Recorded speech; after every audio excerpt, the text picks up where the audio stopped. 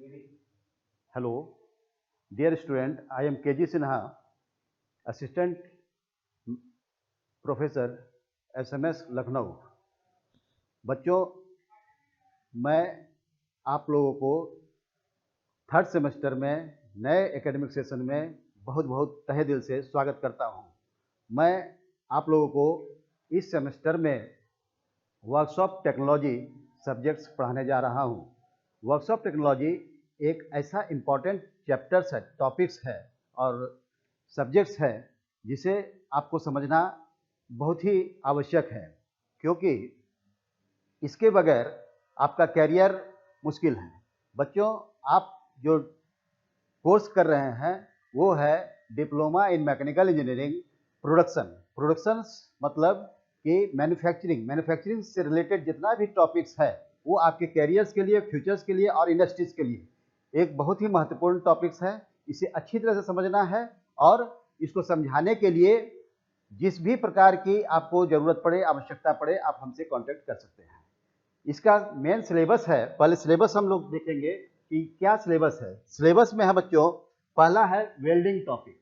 Welding एक important topics है जो मैन्युफैक्चरिंग सिस्टम्स में कभी कहीं भी जब मशीन्स की मैन्युफैक्चरिंग करते हैं तो मशीन मैन्युफैक्चरिंग में वेल्डिंग, नट बोल्टिंग, रिवेटिंग ये सब आता है।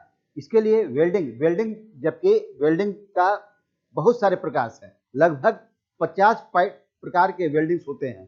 तो इसमें से आपको वेल्डिंग में वेल्डिंग प्रोसेस सीखना है, आर्क वेल्डिंग किसे कहते हैं वो समझना है, गैस वेल्डिंग किसे कहते हैं वो समझना है, टिग वेल्डिंग, मिग वेल्डिंग ये क्या होता है इसके बारे में पूरा जानकारी लेना है। दूसरा टॉपिक है बच्चों पैटर्न मेकिंग। ये फाउंड्री का चैप्टर्स है। फाउंड्री मतलब मोल्डिंग। जब हम किसी चीज को, पिघला हुआ धातु को किसी सांचे में डाल करके कोई रूप देते हैं उसको हम कहते हैं फाउंड्री। फाउंड्री में क्या होता है कि सबसे पहले हम पैटर्न बनाते हैं, जो भी चीज का प्रतिरूप, इसका हिंदी कहते हैं प्रतिरूप। प्रतिरूप मतलब होता है कि जो भी चीज का हमें कास्टिंग तैयार करना है, मेटल का पीस तैयार करना है, उसका पहले हम लकड़ी में और भी मटेरियल्स में पहले प्रतिरूप बनाते हैं, उसके बाद उसका हम सांचा बनाते हैं। तो वो अलग अलग चीज जब सब्जेक्ट्स को हम पढ़ाएंगे तो पूरा डील करेंगे। दूसरा है मोल्डिंग एंड कास्टिंग। वही पैटर्न के बाद हम क्या करते हैं, उसका सांचा बनाते हैं। मोल्डिंग एंड कास्टिंग में सांचा बना करके उसमें पिघली हुई धातु को डाल करके ठंडा करके उसका रूप प्रदान करना। ये भी एक इंपॉर्टेंट चैप्टर्स है आपको मैन्युफैक्चरिंग में। उसके बाद है metal forming process. Metal forming process मतलब होता है कि मेटल को, रॉ मटेरियल को यूजेबल फॉर्म में कन्वर्ट करना, उसको कहते हैं मेटल फॉर्मिंग प्रोसेस। इसका भी अलग अलग, इस सब के अंदर आपको कम से कम 10-15 सब टॉपिक्स आते हैं। सब मिला करके बहुत सारे टॉपिक्स आते हैं। टोटल हमको इसका लेक्चर समाप्त करने के लिए, इस कोर्स को, इस सब्जेक्ट को समाप्त करने के लिए 56 लेक्चर्स की आवश्यकता होती है। उसके बाद है प्लास्टिक प्रोसेसिंग। उसके बाद आजकल के जमाना आ गया प्लास्टिक की। प्लास्टिक हम कैसे डेवलप करेंगे। आज जो भी चीज देख रहे हैं घर में, बकेट देख रहे हैं, बाल्टी देख रहे हैं, मग देख रहे हैं, कार देख रहे हैं, कार का जो भी आगे का अंदर का डेस्क वर्क सब जितना ही बनता है सब आज के प्लास्टिक से आ गया है। ठीक है, तो प्लास्टिक आज के आधुनिक युग में बहुत इंपॉर्टेंट और जरूरत वाली चीज आ गई है। जहां भी नजर जाता है सब में प्लास्टिक है। मेटल के साथ साथ प्लास्टिक, मेटल के साथ फ्यूजन किया गया है प्लास्टिक को। ठीक है बच्चों, तो अब हम धीरे धीरे एक एक टॉपिक पर बात करेंगे। अब वेल्डिंग जो है, वेल्डिंग क्या है। जब भी हम असेंबली लाइन में जाते हैं, कोई भी मशीन बनाते हैं तो दो पार्ट्स को ज्वाइंट करते हैं। दो पार्ट्स को ज्वाइंट करने का दो तरीका है, एक नट बोल्ट से ज्वाइंट करते हैं और एक वेल्डिंग के थ्रू ज्वाइंट करते हैं। और रिवेटिंग भी एक आता है, रिवेटिंग के थ्रू भी ज्वाइंट करते हैं। अभी रिवेटिंग आपको नहीं पढ़ना है, बाद में पढ़ना है।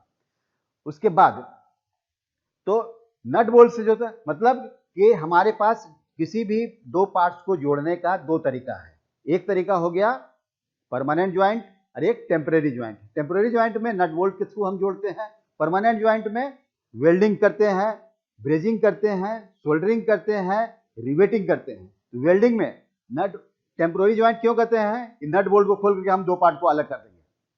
और वेल्डिंग में क्या होता है कि उसको एक बार वेल्डिंग कर देने के बाद फिर वो अलग नहीं होगा। अलग करने का मतलब है कि उसको तोड़ना पड़ेगा, तोड़ फोड़ के हटाना पड़ेगा। इसको कहते हैं परमानेंट ज्वाइंट। परमानेंट ज्वाइंट में एक ज्वाइंट आता है वेल्डिंग।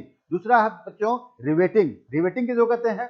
रिवेटिंग भी आपने देखा है, जैसे मेटल का बाल्टी, मेटल मतलब धातु का जो बाल्टी होता है उसका देखो किनारा जो बना हुआ रहता है, उसमें छेद छेद करके कुछ जोड़ा हुआ रहता है, वो रिवेटिंग का एक उदाहरण है। घर में आपने पंखा देखा होगा, पंखा का जो पंखी होता है उसको जोड़ने के लिए देखिएगा 3 रिवेटिंग मारा रहता है, वो सब रिवेटिंग का एक उदाहरण है।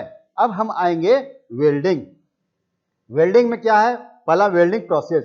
पहले हम आर्क वेल्डिंग को समझेंगे कि आर्क वेल्डिंग तो आपने देखा बहुत ज्यादा होगा, हर जगह देखा होगा। पिछले साल वर्कशॉप किए होंगे, वहां भी जाकर के वर्कशॉप में अपने वर्कशॉप में देखा होगा कि आर्क वेल्डिंग कैसे करते हैं।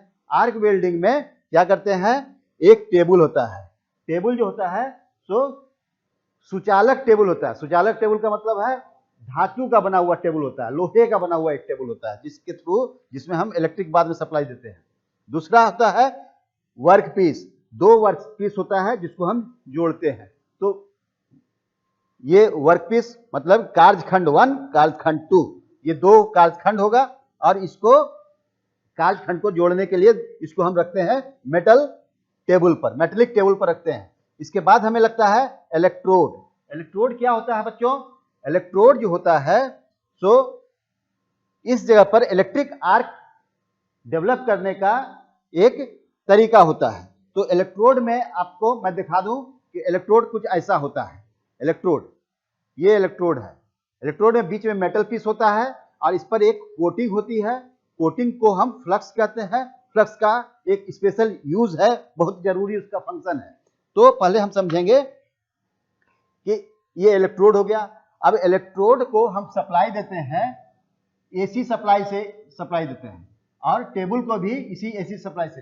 तो ये इसमें सप्लाई में 2 टाइप का सप्लाई प्रोवाइड कराते हैं। एक होता है एसी सप्लाई, एक होता है डीसी सप्लाई। एसी माने अल्टरनेटिव करंट सप्लाई, डीसी माने डायरेक्ट करंट सप्लाई।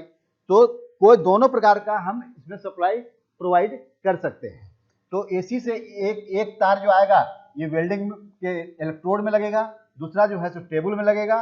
अब क्या होता है, जब हम इलेक्ट्रोड को वर्क पीस के नजदीक लाते हैं और 3 से 4 mm के बीच में गैप जब डेवलप होता है, एकदम टच नहीं करते हैं, जब 3 से 4 mm का गैप जब बनता है, उस गैप उतना आते ही यहां पर का एयर जो है माने वर्क पीस और इलेक्ट्रोड में लगे मेटल के बीच में का जो एयर गैप है, एयर गैप आयोनाइज हो जाता है, आयनित हो जाता है। आयनित जैसे होता है, आयनित एयर का प्रॉपर्टी है कि वो सुचालक के जैसा व्यवहार करता है। जैसे ये सुचालक हुआ कि इलेक्ट्रॉन्स करंट फ्लो करने लगता है इलेक्ट्रोड के मेटल पीस से वर्क पीस तक।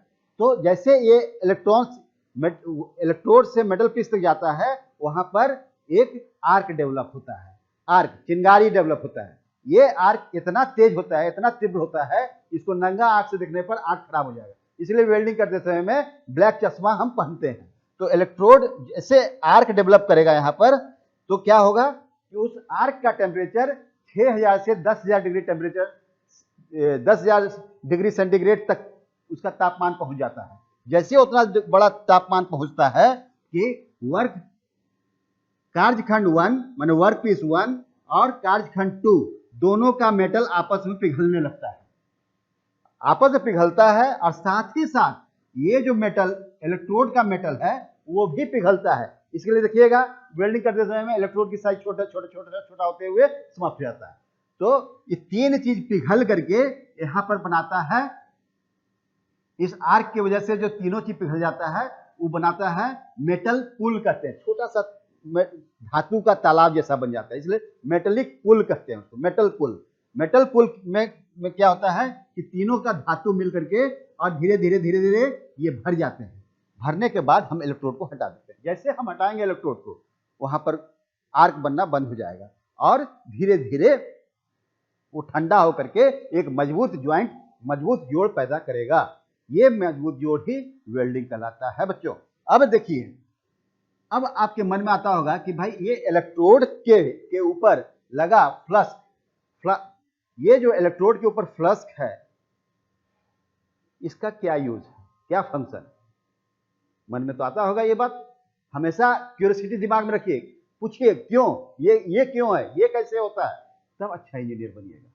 समझे ना। अभी सेकेंड ईयर से आप लोगों का इंजीनियरिंग का सब्जेक्ट चालू हो गया, अब ये जिंदगी में बहुत काम आने वाला है, इसलिए हमेशा ध्यान में रखिए, हमेशा क्वेश्चन पूछिए, क्वेश्चन अपने मन से पूछिए कि भाई ये क्यों का जवाब अगर मिल जाता है तो ठीक है, नहीं तो हमसे आकर क्लियर कीजिए, मैं आपको क्लियर करूंगा, एक से एक चीज बताऊंगा कि कैसे ये इसका क्या, इसके पीछे क्या लॉजिक है, क्या कारण है। ठीक है बच्चों। और ये फ्लस्क जो है करता क्या है कि जब मेटल ये जब पिघलता है, इलेक्ट्रोड का बीच का जब धातु पिघलता है, ये धातु बीच वाला जब पिघलता है, ये वाला धातु पिघलने के साथ साथ फ्लस्क भी पिघलता है। अब फ्लस्क पिघल करके ये पिघले हुए धातु के साथ मिल जाता है।